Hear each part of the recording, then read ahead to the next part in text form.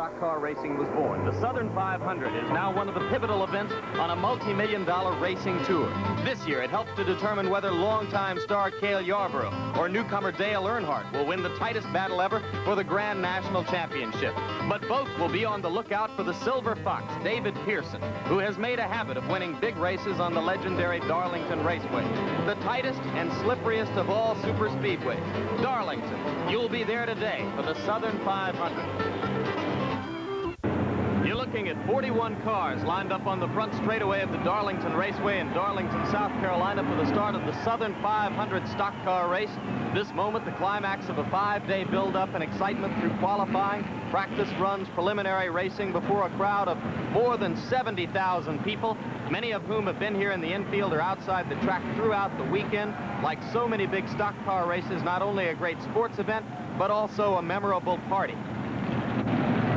Hello, I'm Jim Lampley. The Southern 500 is one of the most important and prestigious races on the Grand National Stock Car Racing Circuit for a couple of reasons. One, if you were to throw a 200-mile net over this place, Darlington, South Carolina, you would cover almost all of the small southern towns where most of these drivers were born and raised. Two, the very first Southern 500 30 years ago on this track was, in a sense, the birth of big-time superspeedway stock car racing. So this racetrack is in many ways the emotional center of the sport.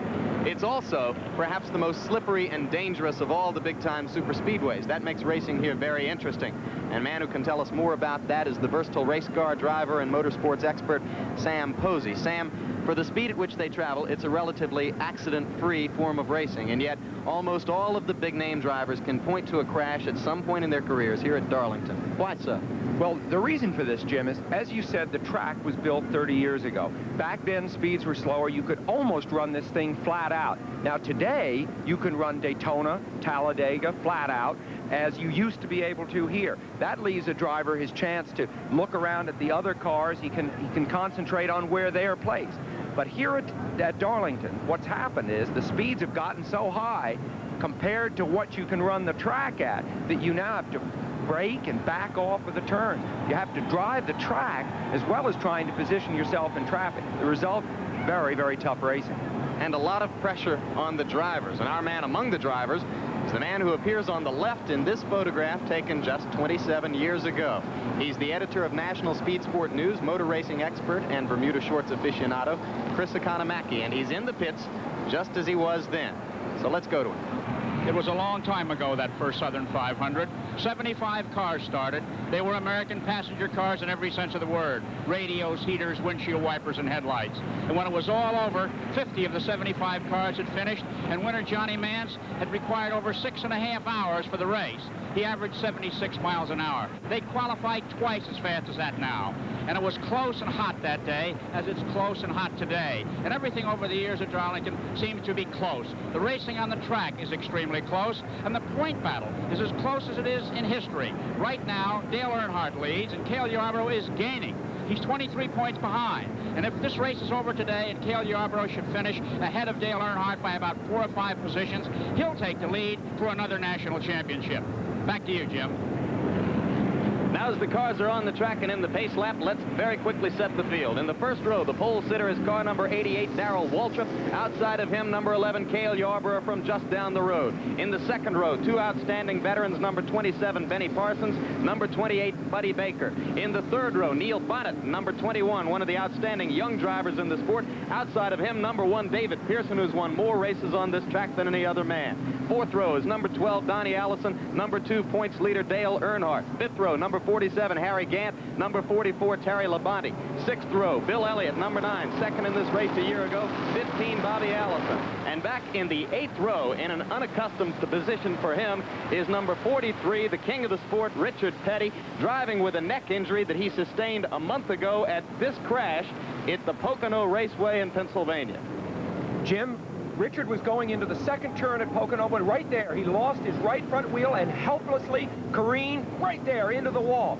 But at this point in the crash, the damage was all on the right side of the car. Richard was still fine inside. There's Buddy Baker going by in front of you. Now watch this.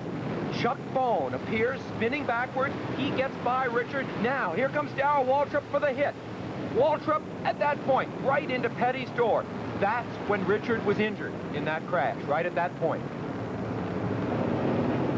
Richard Petty coming back from that neck injury sustained in the Pocono 500. Now we're very close to the start of the race. Let's go to NASCAR race control to see if they get a green flag. Looking good. That's the deal we had with him. Now, guys, pull up on the track there, Bill. I know it. That's them TV people. Green flag, green flag. So the race has officially begun, and here they come. Coming off the line for the lead, it is Darrell Waltrip, and moving up into second place behind him, Benny Parsons. Cale Yarborough got an extremely slow start off the front of that pack. I think he may have missed the upshift, Jim. They start in third gear and make a quick upshift into fourth. I think that's where he had his problem. There are the leaders as they go down the back straightaway, and as they go into turn 3, it is Darrell Waltrip in car number 88, the green and white car, in the lead. Behind him in second place, Benny Parsons, who came from the second row. And in third place, Neil Bonnet, who came from all the way back in the third row. Cale Yarborough has dropped well back in the pack, but Darrell Waltrip is out in front in leading on this difficult track. Earlier we asked him about the importance of gaining the pole position here. It's one of the most, it's the first strategical move, really, to start up front and avoid any mishaps early is very important. The pole car, the front row cars, usually, if there's any trouble on the racetrack, usually can avoid it. It's usually in the back in the pack with guys banging into each other, maybe getting in the turns early and not enough racing room, and the groove hadn't moved up enough, and there's wrecks. So starting up front is the first really important move of the week. Right now, Waltrip's strategy is working. He's still out in front. The pool champions, Trick Shot Wizardry, originally scheduled to be shown today on Wide World, will not be seen in order that we can bring you up to date on a story involving Beth Hyden, which you'll see in just a little while. Oh, Jim, there's David Pearson. He was the winner of the race here this spring, but he's in trouble early on here. I have no idea at this point what's wrong with it, but he seems to be headed to the pit. Pulling his car around on the apron past turn 4 and toward the pits. We'll follow that story as it develops. Back out on the track, the leader is still Waltrip in the green and white car. Behind him, Benny Parsons, Neil Bonnet in third place. All three of those cars were from the inside of the starting grid. They shot out in a straight line, but now Cale Yarborough, who had that trouble at the start of the race, has moved back up into fourth place. And there is David Pearson's car in the pit. They appear to be working around the right front quarter panel. We'll follow that story when we come back. Back at the Darlington Raceway, still early in the Southern 500 stock car race. The leader still car number 88, Darrell Waltrip. Car number 27, Benny Parsons, chasing him in second place. Earlier, you saw David Pearson in the pits. He is back on the track and racing now, goes 2 laps behind the leaders. For more on that, let's go down to Chris Economaki. Well, David Pearson got into the wall with that red number 1 car, and he had to stop in the pit to have the sheet metal pulled out on the right side. Now, the crew says the suspension is okay.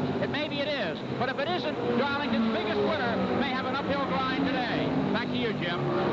He's already got an uphill climb, 2 laps behind this man, Darrell Waltrip, but 2 laps is by no means an insurmountable obstacle in a 500-mile stock car race. Especially for David Pearson, Jim, who is a master of using all the racetrack here. And, oh, look at that! Cale Yarborough is in some kind of trouble. Flames from under car number 11, Cale Yarborough. He pulls around turn number 2 and down onto the apron. And let's hope Cale gets out of the car in a hurry. There he goes. Look at that. The car hadn't even stopped. Might be some kind of an oil fire up under the engine there. It's hard to say. So that seems to have knocked Cale Yarborough out of the race. If not for good, then certainly for quite some time. You see the consternation on the face of crew chief Junior Johnson, who manages Cale's car. Where are the fire guys, you wonder? Where are they? There they are at long last. Okay. Yarborough had been running in 8th place when this happened. Now they're not doing anything to put out the fire, and Cale has to take charge of that situation. Well, this is an awfully leisurely approach, Jim, to putting out a fire in a car that costs about $60,000. Look at that right front fender there. He must have been into the wall just before the fire.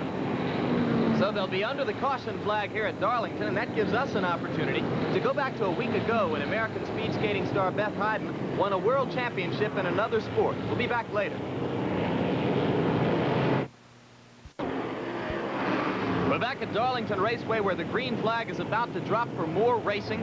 During the caution flag, all of the leaders have taken pit stops. There's been some shuffling about. We'll try to straighten them out for you as they come down the front straight and take the green flag. The car on the left at the front of the pack, the blue and white car, Benny Parsons is the leader at this moment. The car next to him, the red car, David Pearson, is the man you saw earlier in the pits. He is still 2 laps behind the leaders, but has used the caution flag well to get to the front of the pack. Now as they go down the back straight, you see number 88, Darrell Waltrip, going past 44 Terry Labonte and 27 Benny Parsons back into the lead. So Waltrip, using his speed to take the lead, he had held it through most of the early portions of the race, is once again in the front of the pack. Second place, Benny Parsons. Third place, number 44, second-year racer Terry Labonte. And just behind Labonte, Buddy Baker, car number 28, is now in 4th place. Darrell Waltrip, clearly at this point, the fastest car on the track.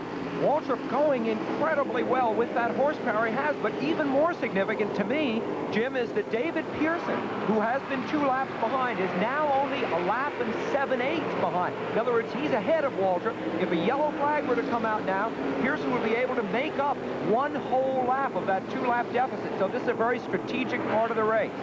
Yellow flag so important in stock car racing because the field bunches up. It begins, in effect, a new race for you, and Pearson must use those yellow flags carefully now to try to get back into the race, back on the lead lap. Meanwhile, there is the leader, Darrell Waltrip, the green and white car. Benny Parsons still chasing him in 2nd place. Now here's the battle for 3rd place. Buddy Baker trying to get past Terry Labonte on the inside. He does so, and now here comes number 21, Neil Bonnet. He is going to pass Labonte also.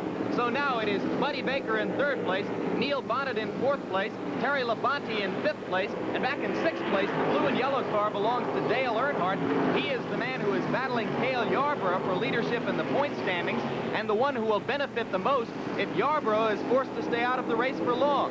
With Yarborough's car in the garage, here's Chris Economaki. This could be a tough break for Cale in the closing races of the season. As the Junior Johnson crew now goes to work on the car, there's the rear tire that is flattened out. They're going to try and get the car fixed and get Cale back in the race because points are paid all the way down. Back out on the track, it is still Darrell Waltrip in the lead. You see him there in the middle of that 3-car shot, and right in front of him, the red car belongs to David Pearson. Now, Sam, it's very important for Pearson here to stay in front of Waltrip. Critical at this point, yeah. If Waltrip were to squeeze back by him and a yellow were to occur, his opportunity for David to pick up a lap would evaporate. So that is a little race within a race right there on your screen. Meanwhile, the sky above us has begun to threaten rather ominously. Large dark clouds have moved in overhead. We may be seeing some rain in the near future here at Darlington. So quite a drama is developing with Yarborough struggle in the garage area, Pearson trying to come back, Waltrip leading the race. We'll be back. Back at the Southern 500, the leader is still car number 88, Darrell Waltrip, the man who led qualifying at nearly 154 miles per hour. In 2nd place is the car to the far left of your screen, number 28, Buddy Baker. 3rd place, number 2, Dale Earnhardt. But much of the drama centers around the red car, number 1, David Pearson, who after some early difficulties has been picking his way back up through the field, getting ready to pass Earnhardt right now. Pearson, who has won 11 races, far more than anyone else over this Darlington Raceway, and earlier we asked him about his liking for the track and his ability to drive so well here at Darlington. Anytime I come here to Darlington, I feel like I got a chance of winning the race. If I can finish the race and don't have any problem with the car, and I'm around towards the end, I feel like I can shoot for it, and and always got a chance of winning. I don't know why. I've always run good here, and I guess maybe I just try a little bit harder than I do anywhere else. I don't know what it is, but for some reason or another, I kind of like Darlington. Well, whatever it is, right now he is conducting a clinic for all the other drivers on how to handle the Darlington track, the one they call the Lady in Black. Trying to get past Buddy Baker on the inside. He's not going to make it. But if he can get past Buddy Baker, Pearson, who earlier in the race was 2 full laps behind, will be exactly 1 lap and 1 place behind the leader, Darrell Waltrip. You know, Jim, one of the reasons Pearson, I think, goes so well on this track, aside from his actual driving ability, which is so incredible, is that these days he doesn't do a full schedule of Grand National stock car races. He only picks a few. He always picks this one, and it means an awful lot to him. I think he brings special energy to this particular event. Exactly right, Sam Posey. While it's the 23rd race of the season for Waltrip and Baker and most of the drivers, it's only the 7th race this season for the man they call the Silver Fox, David Pearson. Now coming off of turn number 2, he may try to pass Buddy Baker. There he goes. He's going to try to take Baker on the inside on the back straightaway, and he's got it. So at this point, the next target for Pearson becomes to try to pass Darrell Waltrip. If he can do that, he will be precisely 1 lap behind. He will have already made up one of the 2 laps he lost earlier in the race. Pearson's speed here isn't just a function of horsepower, Jim. It's the speed that he's carrying off the turn, so it has a lot to do with the way he's driving. Look at that. Dale Earnhardt has just made the pass on Buddy Baker. That puts Earnhardt now up into second place. And look at this, Jody Ridley spinning out over in turn number 3. That's car number 90 down on the apron, and he has already spun and is heading toward the pits. Ridley, the man who has Rookie of the Year honors, virtually locked up at this point. Now the caution flag will come out.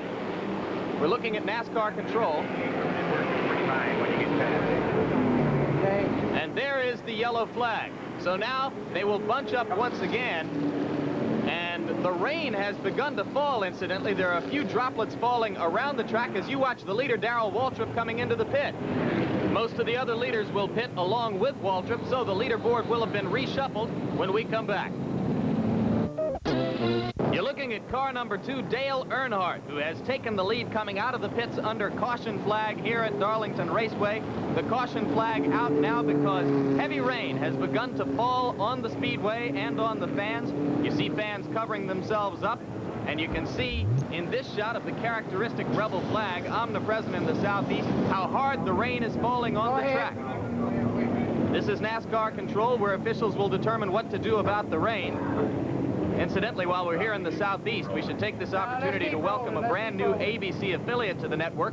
Welcome to WSB-TV in Atlanta. Anything to keep the daggone thing dry. Red flag. Red flag. Let's stop them here on the start finish. Everybody get off the radio and let So me... there's the word, red flag. Red flag. And they will temporarily halt the race at this point. Now you can see that the starter across the track has, as of yet, been unable to hear the instruction to put out the red flag. Look at how hard the wind is blowing that yellow flag. This is a very violent storm which has suddenly moved in at Darlington. As a matter of fact, it's already blown over one of our cameras. They are big and heavy, and that's quite an indicator of how strong this wind is. But there is the red flag.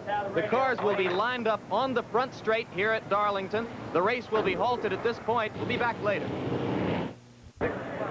Coming up next from Notre Dame Stadium in South Bend, Indiana, over most of these ABC stations, the Purdue Boilermakers go calling on the Fighting Irish of Notre Dame, the opening game of the 1980 football season for both teams.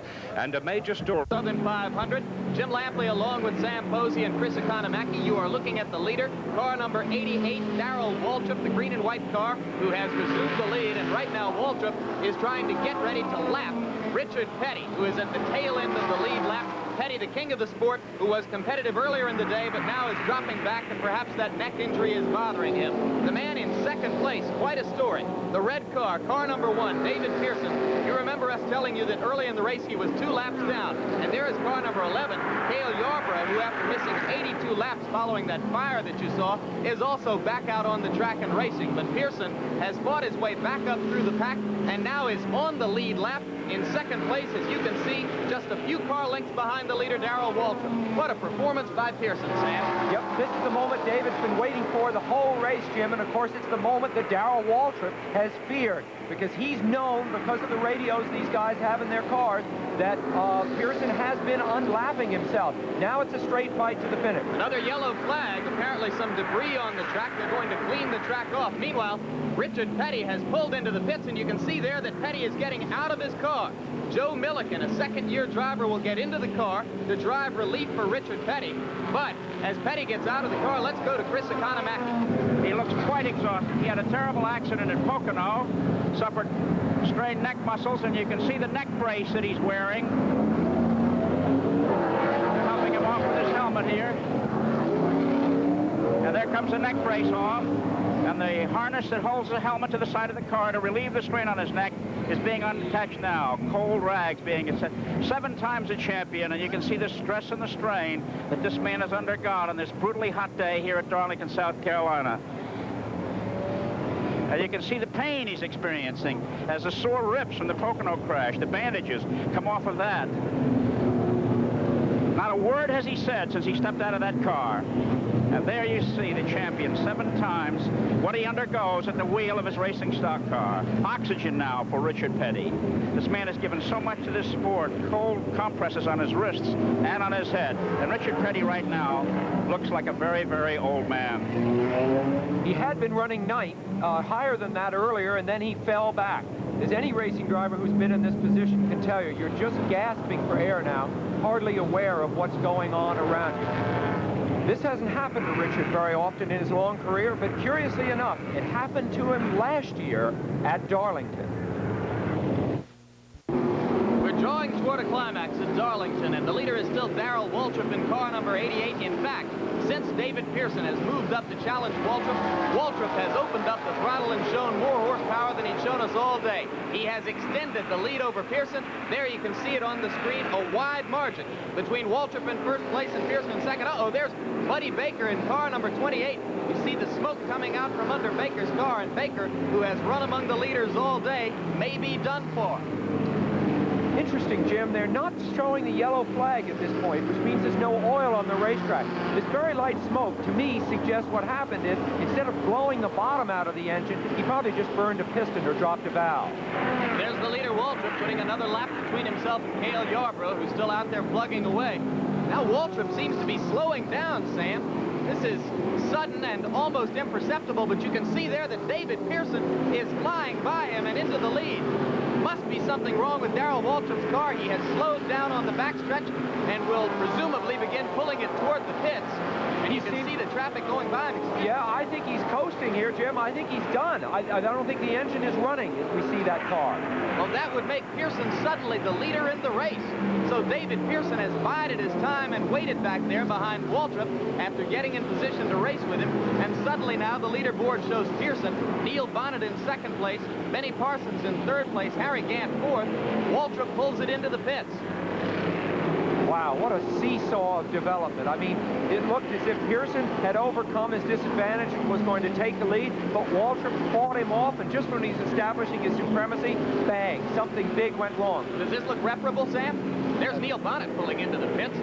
He's pitting on a green flag also. They did not put the yellow flag out there when Waltrip pulled in. So both Waltrip and Bonnet will be losing a lap, and now that means the race should be between Pearson, Parsons, and Harry Gant, with an obvious edge to Pearson at this point. Here's Waltrip's wife, Stevie.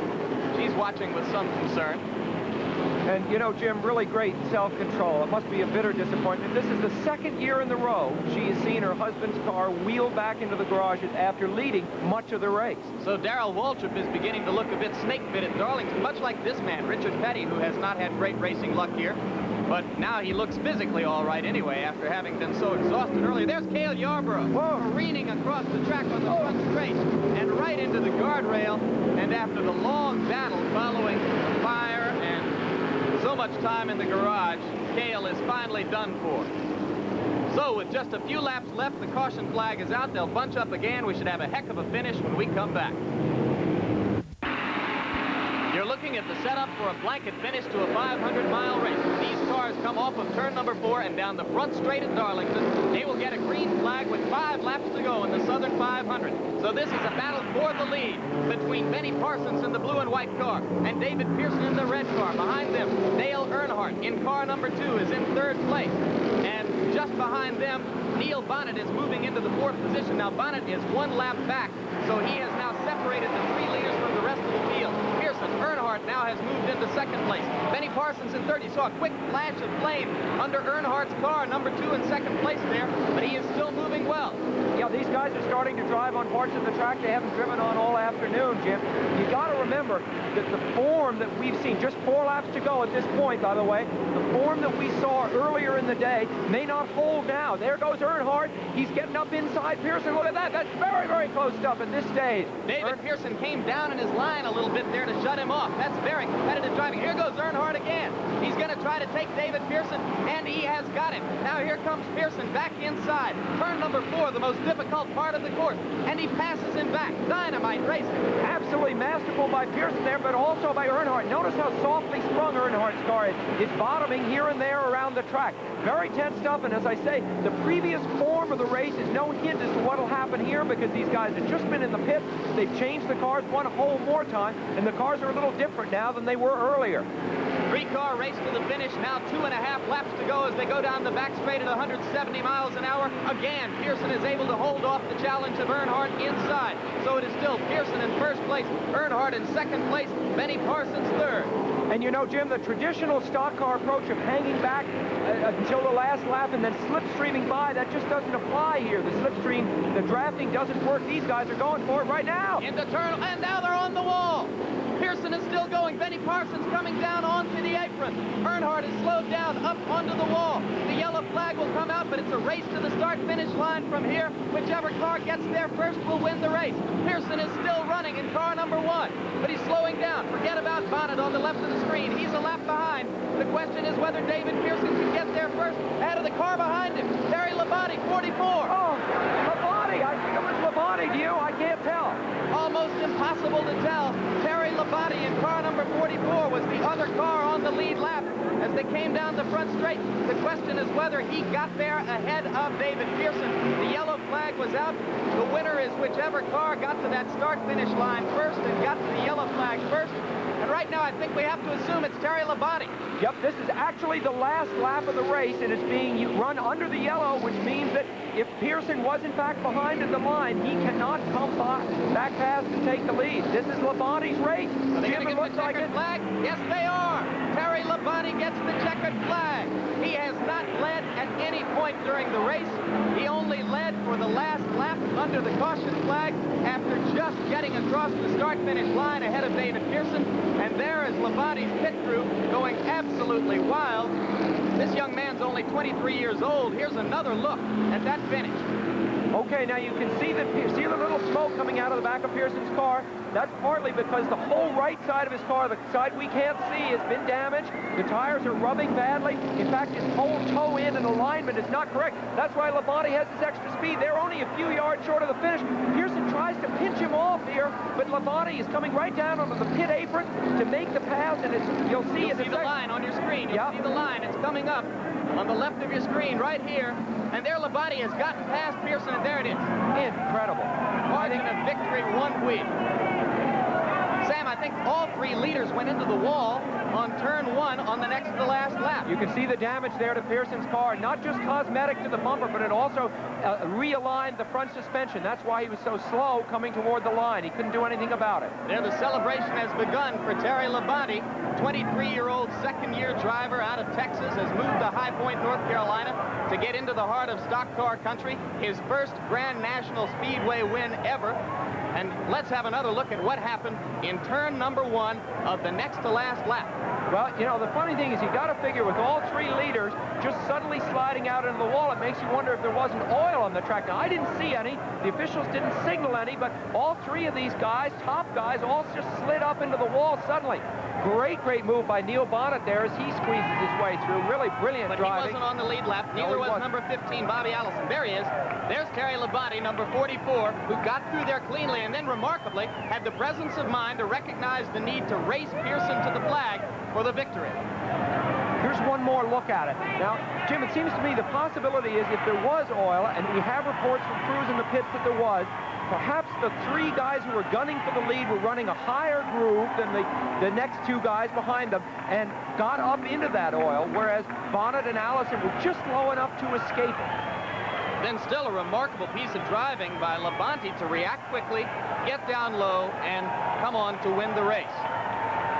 So the Terry Labonte victory celebration has moved into victory lane. Remarkably, he is the youngest man ever to win a NASCAR Grand National Super Speedway race. And there's the man that I think most people here expected to win it going into those last 2 laps. David Pearson, who won the Southern 500 a year ago, the Rebel 500 here this spring, this time came up with the wrong luck in the last 2 laps. And here he is, Terry Labonte, the youngster from Corpus Christi, Texas, who is really a surprise winner amidst lots of applause. Hey, congratulations, Terry. When did you know you had it won? Let's turn around and get a look at you here. When I beat Pearson across the line, I thought I had him, but, you know, the crew told me I did, but I wasn't sure. What happened over there in turn 2 of the last lap? I don't really know.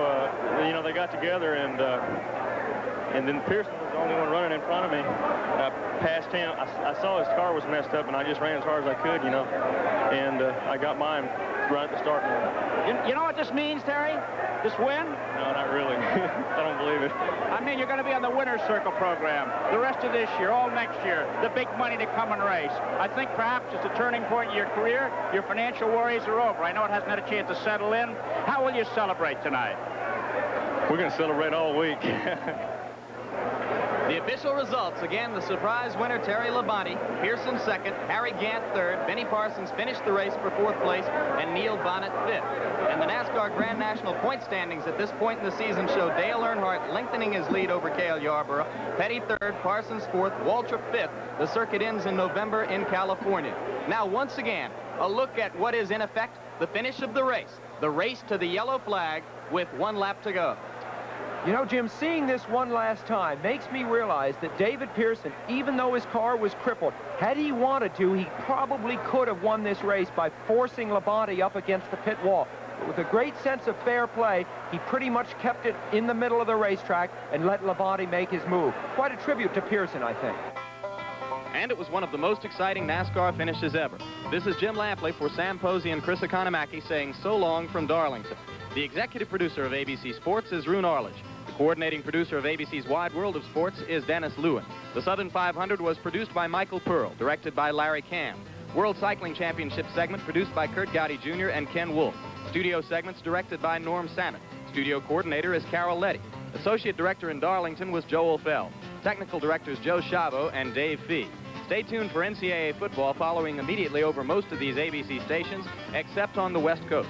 Today we feature regional coverage of Purdue versus Notre Dame, Virginia Tech at Wake Forest, and Southern Mississippi at Tulane. Travel arrangements made through and a promotional fee paid by United Airlines. United flies more people to Hawaii than any other airline. That's what friendly skies are all about. By the way, with regard to the crash involving the leaders on the next to the last lap, we have received word from NASCAR officials that some drivers reported spotting oil on the track in turn 1 when Frank Warren blew his engine on that lap. However, NASCAR spotters in turn 1 have reported no indication of any oil.